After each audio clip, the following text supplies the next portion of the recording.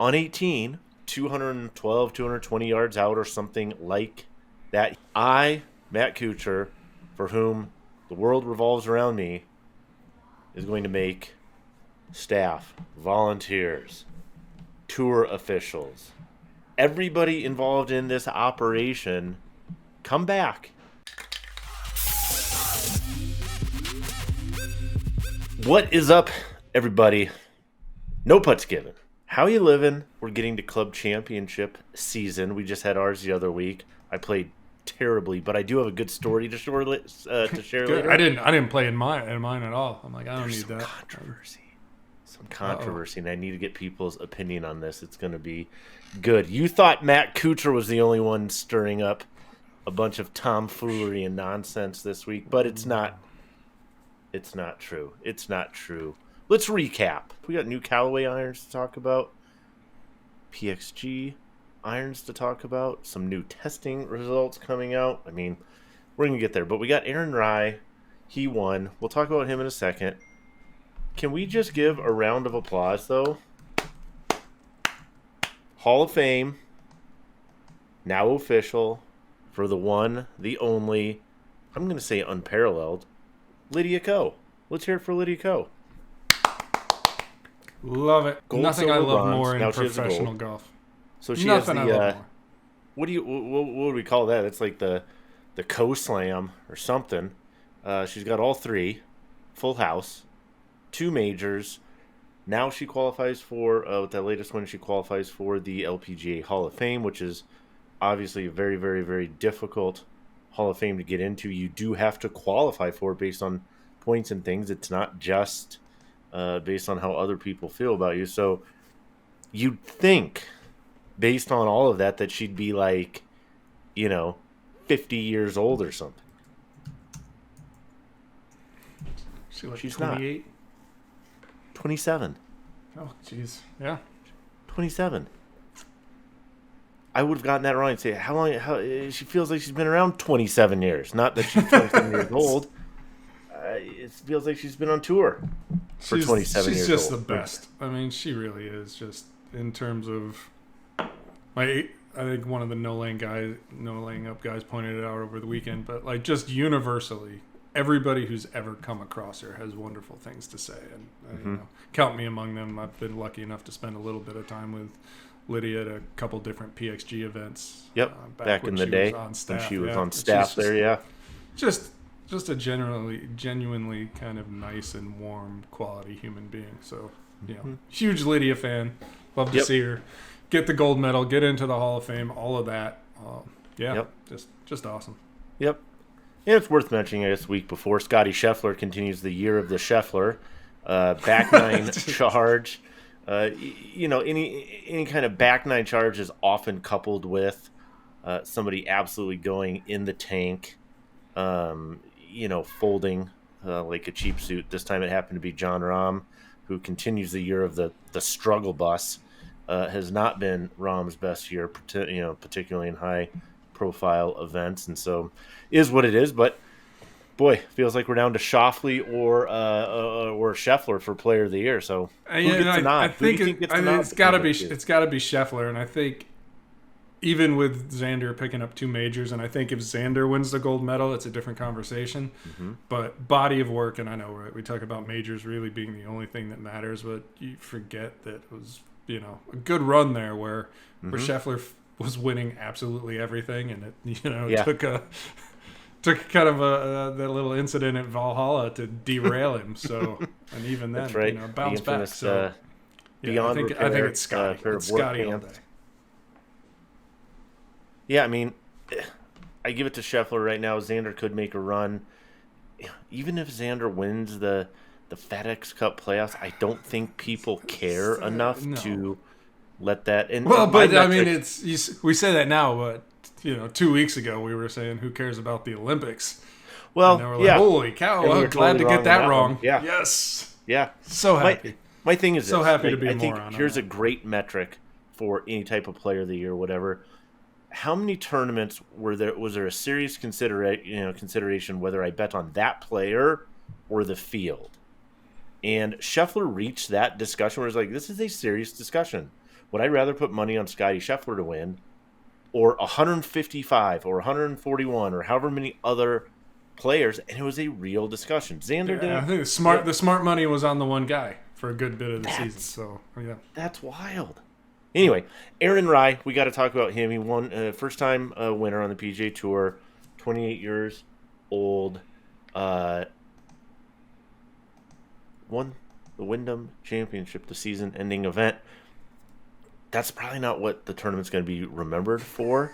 I mean, there's a number of different things. One, again, we talk about somebody winning and somebody imploding. This was an implosion unlike many that you'll see. I feel terrible for Max. This is Matt Graserman, who was leading the tournament, looked like he was in absolute control, which is always an illusion, right, on a golf course. You're always one swing away from disaster. He was back nine, made a quad, hit his tee shot out of bounds, made an 8. This was after holing out from the fairway on a par 4. So he goes 2-8. That's golf. golf. See that one very often. Oh, that's golf. No, that is golf. And then a couple holes later, he 4 putts from 42 feet. This is including 2 putts inside of, you don't want to call them gimme range, but also golf. Also golf. And then there's Matt Kuchar. Can we talk about this for 1 minute before we move on to what an insufferable douche nozzle. So for those of you who haven't been paying attention to golf Twitter, which is up in arms about this, or listening to other things, it's getting dark. It's been a terrible weather week at the Wyndham. The staff and volunteers. I mean, you had some guys playing 39 holes, more than 2 rounds on Sunday. Like the 36-hole cut, right, was on what ended up being the final day, and they're gonna make it. They're gonna make it. It's coming down the stretch. Daylight is fading. They made it. Literally, they chasing made it. Daylight. Except on 18, Kuchar hits his tee shot while the group ahead of him is still in the fairway on 18. Now, allegedly, they didn't tell him he was down there or something or whatever, but he easily, would have fired this right into the last group. Now, you're sitting there thinking, okay, maybe this was to, because once you get a ball in play on the hole, the rest of the group can finish the hole. Great. This thing's going to end. It's been a really long week for staff. Again, volunteers, players are looking to get out of there. Caddies, everybody and their mom. They get down there. The gentleman, again, Max, who had an opportunity and at this point still kind of theoretically has a chance to win because Aaron Rai and the group ahead of him hasn't made birdie on 18 yet, so let's say he's 1 stroke back. He's playing, saying, yeah, I'm going to finish. Okay. Inexplicably, Kuchar says, done. It's too dark. Marks his golf ball. He's deep in this nasty Bermuda rough, 212, 220 yards out or something like that. He's going to have to pitch out and try to get up and down from, 100 whatever yards for bogey or for par. Nope. I, Matt Kuchar, for whom the world revolves around me, is going to make staff, volunteers, tour officials, everybody involved in this operation come back the next morning so that I can play what amounts to half a hole of inconsequential golf. Well, it's 6 figures for him, but still, like the guy's made, I think Sean $60 million on the tour, whatever. $60 million on tour, and you're just being an insufferable. Has anybody and look, there's guys that have been historically unlikable, and you continue to unlike them, as the case may be, but. Yeah, this guy went from Mr. Smiles, aw shucks, to just fuck right G. off. Wally, you got Beaver Cleaver, G. Wally. I'm gonna win a tournament and pay my caddy $5,000. That was a terrible look. He had the one rules situation. I can't remember what tournament that was at, but he asked for 14 different. That's hyperbole, but it was 3 or 4 different officials telling him the same thing. It's like, dude. Get over yourself. And then now this and the little bit that people may not have caught on to. I'm gonna tell you something people probably miss this. Is his ball where he marked it, this was like being in the fescue at McGregor. You had at best a chop out sideways. That's what guys were having to do all day long. Every day, all day. But you go look this morning, if you're watching Shot Tracer, he hits hybrid from the adjacent fairway, short of the green, damn near pitches it in on his third, almost made birdie, and cleans it up for par. Apparently, he got line of sight relief from a scoreboard. Way off in the distance. I'm sorry, but if I were in that group, or if I were there, or if this was televised on a Sunday with millions of eyeballs watching, or at least thousands of eyeballs watching, this would have been a bigger story. This would have been the bigger story, was the fact that he got line of sight relief from something I don't think he could have hit had he tried. He did not have a shot. Now he's going to tell you he did. Whatever. Okay, take the player at their word, I guess. But that was highly, highly, highly questionable. Oh, and in my opinion, that's arguably more disturbing than the fact he decided to make everybody come back a day later for what amounted to, again, 3 total golf shots and 1 highly questionable ruling. Bunk. Cool. Suck it, Kuchar. All right, rant over. Let's talk about some fun stuff. Let's talk equipment. Let's start with Callaway. So, big launch. We got props. Okay. Yeah, I got props. I brought a couple of props, too. We're talking Callaway Apex. But it's not just... This ain't your mama's Apex. Apex kind of came to us, right, originally about 10 years ago. Talked to Callaway. They will credit this line as kind of helping develop the new category of what we call players' distance irons now. I think Apex played a big role in that. I think some others did as well. But let's start. What are we dealing with here, Tony? Yeah, so we've got, essentially, we're going to say 3 new models, which is true, but really kind of core Apex 2 new models. So you got an Apex AI 200. Okay. And that's your stock Apex replacement, right? That's the one for one with the old Apex, if you will. And then you have this Apex Forged AI, not AI 300. So, and like Titleist and some others have done, the idea is the number gets higher, forgiveness increases, it gets a little bigger, and that keeps it pretty simple for everybody to understand. And the thing I love, not just about Callaway, but you're seeing this more and more across the industry, is this idea. It really helps simplify it when you say, look, common platform, right? The technology is effectively the same here in these 2 irons. It's just, we got a big one and a little one, and with that, the big one's going to be littler. Yep. Yeah, more forgiving and probably a little faster because you get the bigger trampoline on the face and that sort of thing. So that's kind of the 1-to-1 here. You can see these shafts are perfect for me, where my game is these days. Okay. Okay. And I mean, this is really for Callaway kind of a statement, you don't want to say reset, because Apex has been really successful. So it's not like they needed to blow it up and start all over again by any stretch. But this is kind of a little bit of a redesign, I would say. I don't know, for better or worse, I was surprised, I think, that knowing, how this was being positioned as like, hey, this is a new Apex, a new generation of something different. The first Apex with AI face technology.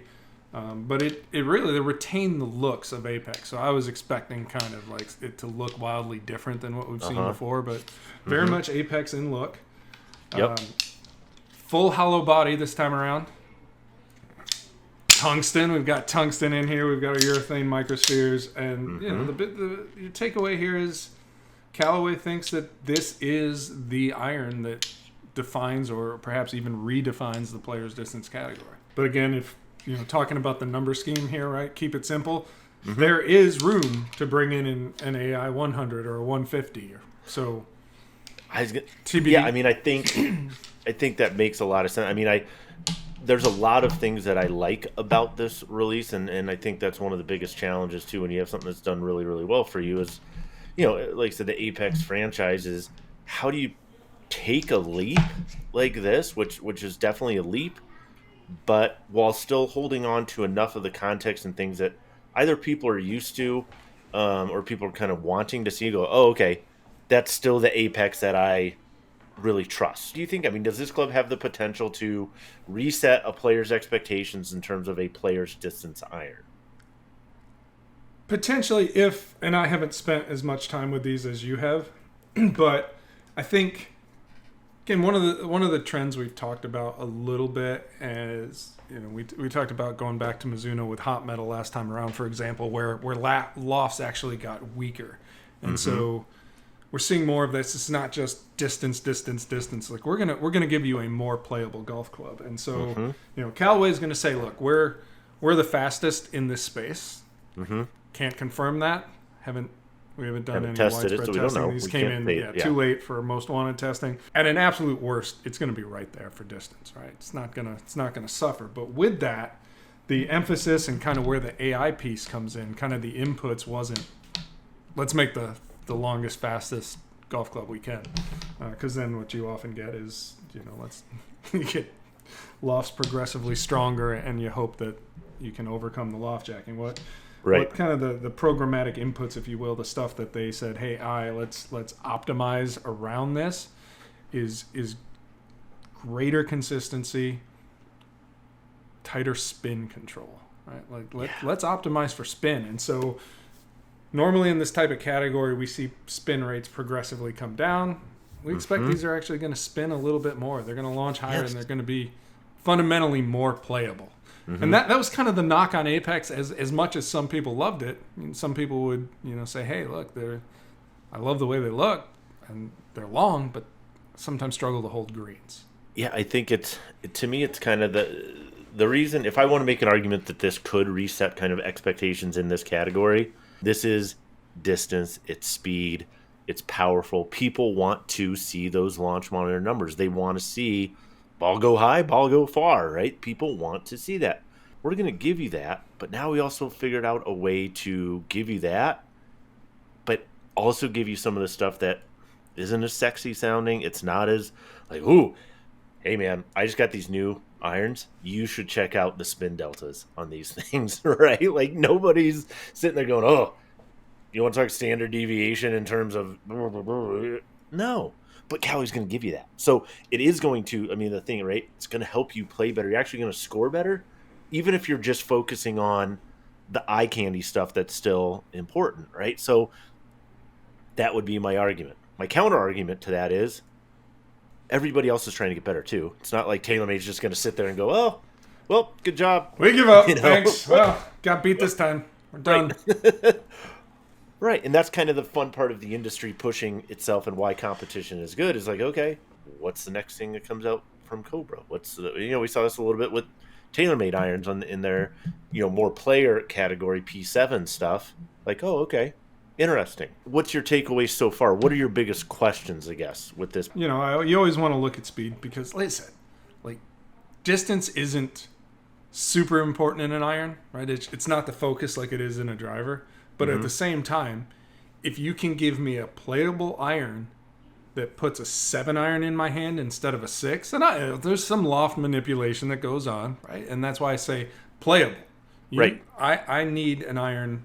I don't care how I get there, right? But if I can launch it high and land it soft, we're good. Period. And so that for me is going to be the emphasis of what I want to look at here. Am I going to hit one, catch something, and get a crazy low spin ball that flies 10 yards longer than I want it to and rolls out 15 more beyond that? It's those are the questions for me. It's always playability in the iron. So yeah, I think kind of like spin is the new long. Like I would love for people to start paying more attention to these numbers that are so important in irons, which is like you said, the total trajectory, so peak height. But then what is that ball doing? Spin is control. So this is the Apex Tie Fusion. This is kind of the concept car, right? So it's a titanium face. brazed, which we'll talk about in a second, to a forged body. But the thing here is this. Not brazed, right? It's a proprietary process. It's a proprietary process because welding, getting titanium to stick to steel, adhere, is not easy. It's one of those rare problems that cannot be solved with duct tape. Right. And the industry people will tell you it's more expensive, right? That process to do that is more expensive than how you would adhere steel to steel, or obviously a single piece forged club. Okay. But to me, here's what I'm looking at in these is as kind of a player's cavity back. Yeah, it is. I mean, that's an important point. When, you know, the three that we're talking about today, this is the smallest, which is super unusual in that call it a concept car iron space, right? It's usually like, all right, we're gonna lean game improvement a little bit bigger, right? Because you almost need that bigger box to play in from a technology perspective, and Callaway isn't done there. They've built this into a smaller box. And what Callaway told me to expect was, hey, expect to see a little bit more ball speed. These are going to be faster. It's like, okay, like you said, that's great. But with typical player's cavity back spin profile. I mean, it's a little bit of a puzzler for me. Again, we talk about being a concept car. And so the concept here, the kind of the unique thing is, again, the assembly method, if you will, the manufacturing method, and how Callaway bonds the steel to the titanium. Yep. And so that's cool, but you also wonder, all right, because part of the reason you make this concept car is the idea that it can trickle down someday. Sure, so or advance somehow. I don't know what the application is there yet, and trickling down into presumably a lower cost iron, but you know, I'm open to seeing where it goes. But it's definitely it's cool looking, really nice looking iron. Yeah, they did a great job. Like I said, I will say, like, this is kind of what I expected the whole Apex lineup to look like. To be honest, we're just a little bit different.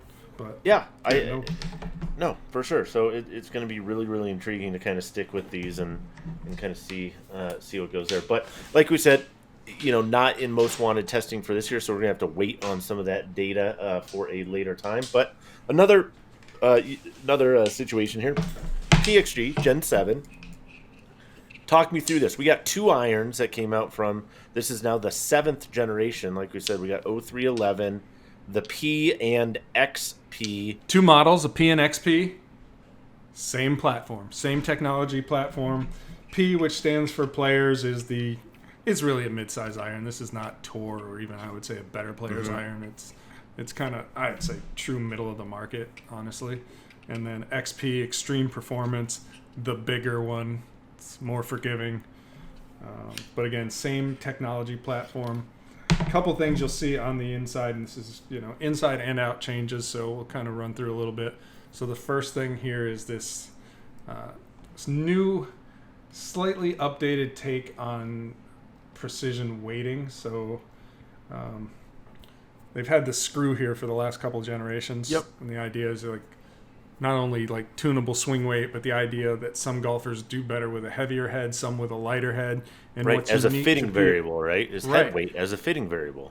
And what's unique to PXG in that regard is that this is interchangeable during the fitting process. So a lot of companies have various ways of adjusting swing weight. Right? Callaway has some irons that have screws in them. Apex, right? What we just looked about has that cavity weight, if you will.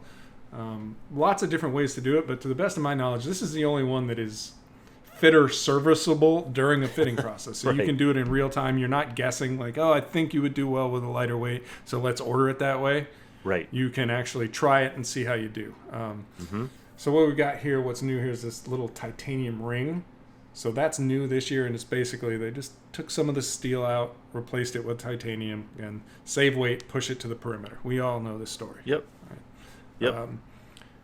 While it says tungsten here, you will notice, right, I do see that that's screws, what it says. A lack of the signature PXG screws. Yeah. The tungsten has now been moved to the inside. Okay. So more streamlined look, if you will. I kind of like the industrial look with the screws. So, you know, maybe put me in that classic PXG camp. Don't get me wrong. These are nice looking irons.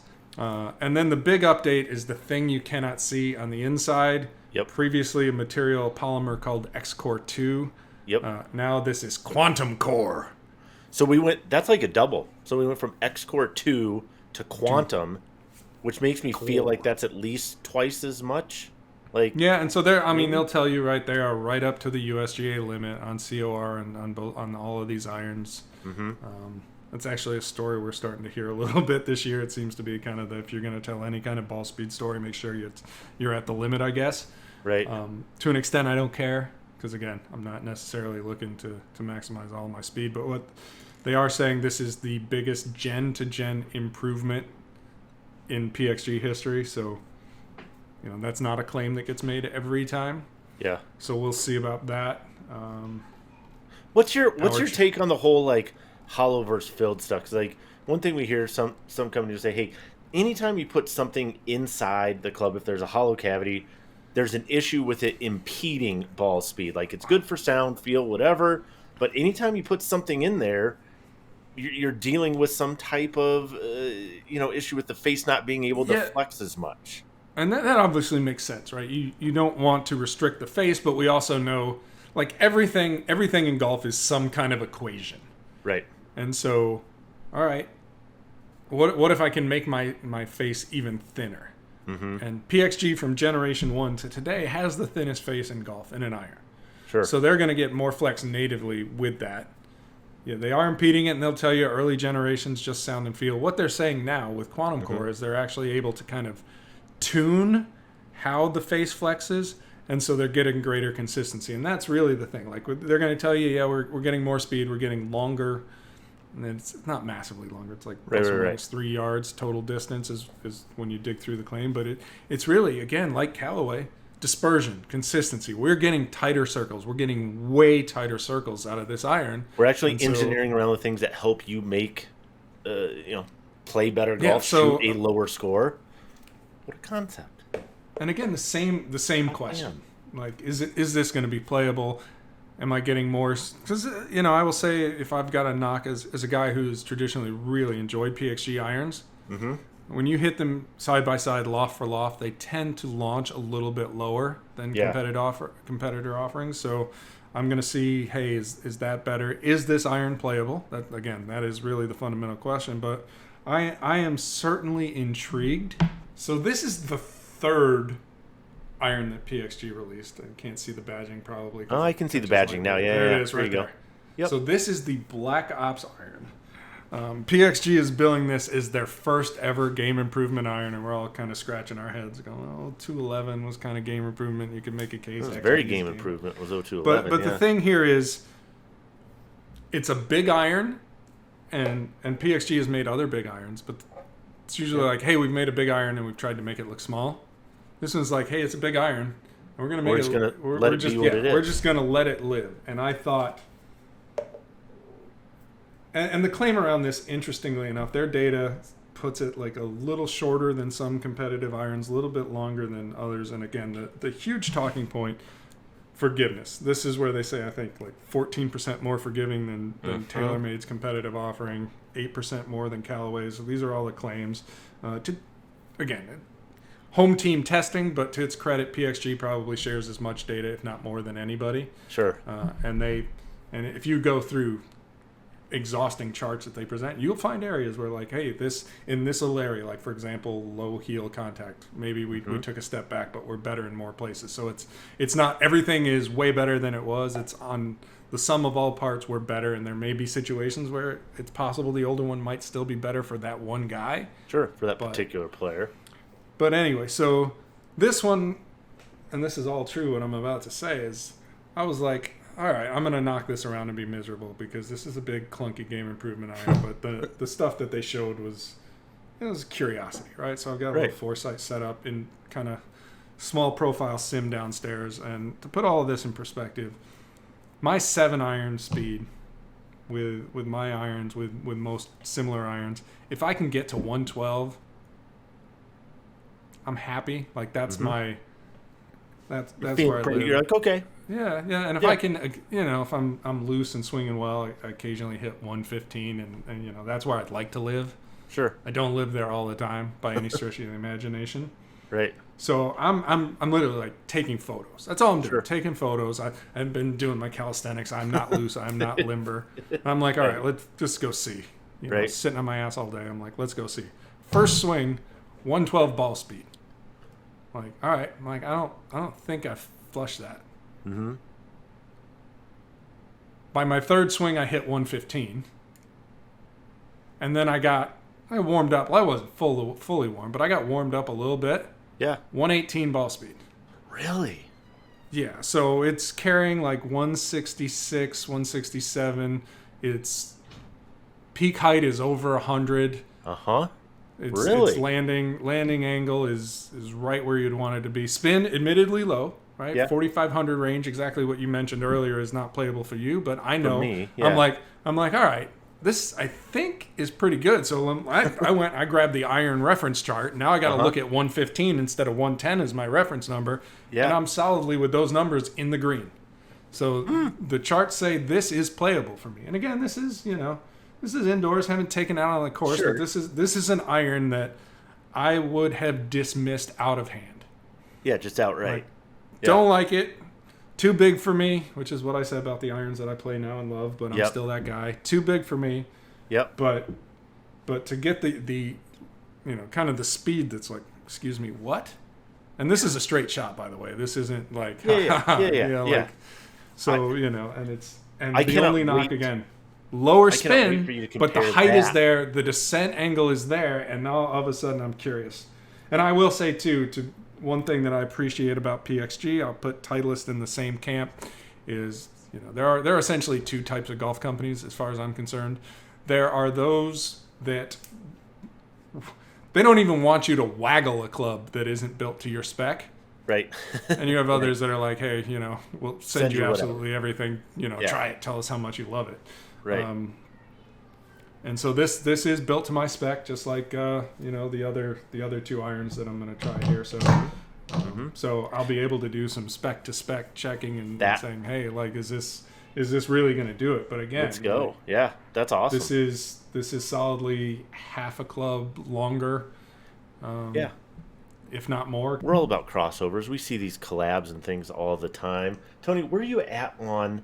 Are you in or out on this? In or out? Oh, that's fun. It is fun. And golf. We actually, I think pickleball. Pickleball, Yeah. like you can't. I'm not a pickleball guy, if only because I've seen the warnings. I see all the people get hurt. I had a buddy I play with blew out his Achilles the first time he ever played. I think being in a boot made him a better golfer, but that's a different story. But yeah, I think the crossover is unavoidable. The two are linked, especially in a country club, private club, semi-private like mine. Yep. You can't separate the two. So I think I like it. in increasing numbers, into it golfers all are pickleballers. I haven't gotten into it yet, but I really want to. You're so gonna there's hurt that. yourself, man. Very quickly, I'm going to give you a quick scenario. This happened at our club championship last week. They pull their carts up, throwing trash away, whatever. One of the players hops out and tees off from the gold tees. After he tees off, the other two players, who allegedly didn't notice, say, hey, you teed off from the wrong tees. That's a 2-stroke penalty. Which it is. That player goes on to lose by 1 stroke with that 2-shot penalty. Yeah. How do you have 3 people and one of the 3 people doesn't notice your team and say something before? Like, you're on the green and you see a player, mark their ball, and then you ask them to move it, and then they didn't move it back yet. You tell them. You say, hey, did you move your mark back? Did you do it, or do you just stay quiet and go, hey, that's not my job? Yeah, I mean, I feel like to move it. Not my job. I feel like, look, man, rules are rules. Keeping quiet feels like what Matt Kuchar would do. Yes. Don't be a Kuchar. Saying. Tell me what you would have done. You notice a player doing that. They're about to hit from the wrong tee. Basically, it's going to cost them the tournament. What do you do? We want to know, was the person a Kuchar or not? And we'll go from there. As per usual, find us, follow us on the interwebs. Don't let friends be a Kuchar.